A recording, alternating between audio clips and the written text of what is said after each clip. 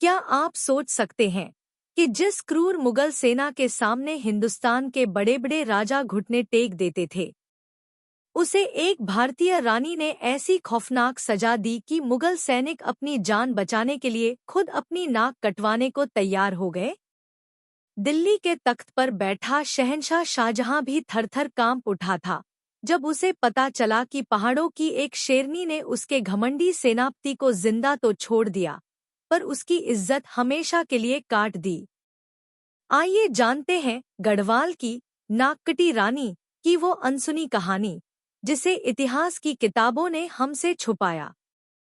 साल 1631 गढ़वाल के राजा श्यामशाह की अलकनंदा नदी में डूबने से अचानक मृत्यु हो जाती है।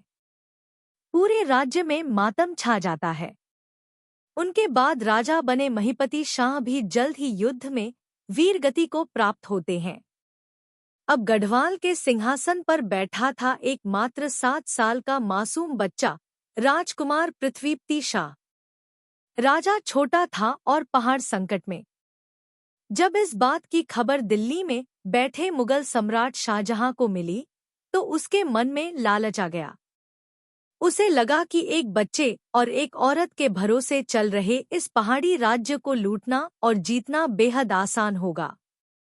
उसने अपने सबसे करीबी और घमंडी सेनापति नवाज़त खान को 30,000 की भारी भरकम सेना देकर देहरादून पर हमला करने के लिए रवाना कर दिया।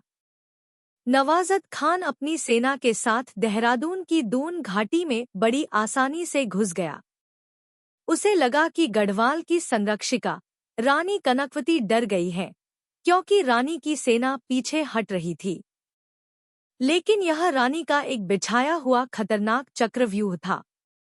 जैसे ही मुगलों की भारी सेना पहाड़ों के बीच संकरे और तंग रास्तों में फंसी, रानी ने मुगलों के आने जाने के सारे रास्ते, पानी की नदियां और रसद, राशन की सप्लाई को पूरी तरह ब्लॉक कर दिया।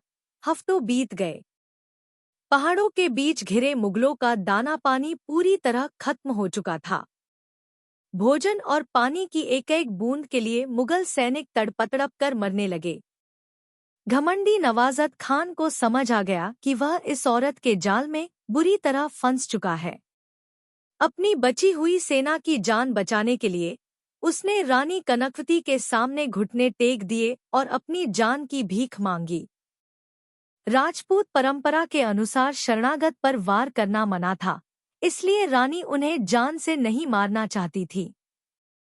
लेकिन वो इन विदेशी आक्रांताओं को एक ऐसा सबक सिखाना चाहती थी, जिसे आने वाली सदियों तक मुगल सल्तनत याद रखे। रानी ने हुक्म सुनाया, अगर जिंदा वापस जाना है तो अपने हथियार डालो और अपनी अपनी नाक कटवाओ। भारतीय संस्कृति में नाक कटना मौत से भी बदतर अपमान माना जाता था। अपनी जान बचाने के लिए एक एक करके सारे मुगल सैनिकों को अपनी नाक कटवानी पड़ी। जब ये कटे हुए नाक वाले सैनिक वापस दिल्ली पहुंचे, तो शाहजहां शर्म और गुस्से से पागल हो गया। सेनापति नवाज़त खान इस महाअपमान को बर्दाश्त नहीं कर पाया और उसने जहर खाकर खुदकुशी कर ली। इस घटना के बाद मुगलों ने रानी को नाम दिया नकटी रानी। आज भी देहरादून की पुरानी नहरें और इतिहास रानी कनकवती के इस पराक्रम की गवाही देते हैं। अगर आपको भारत की इस शेरनी की कहानी पर गर्व हुआ, तो भरत 99 अनकट हिस्ट्री को अभी सब्सक्राइब करें।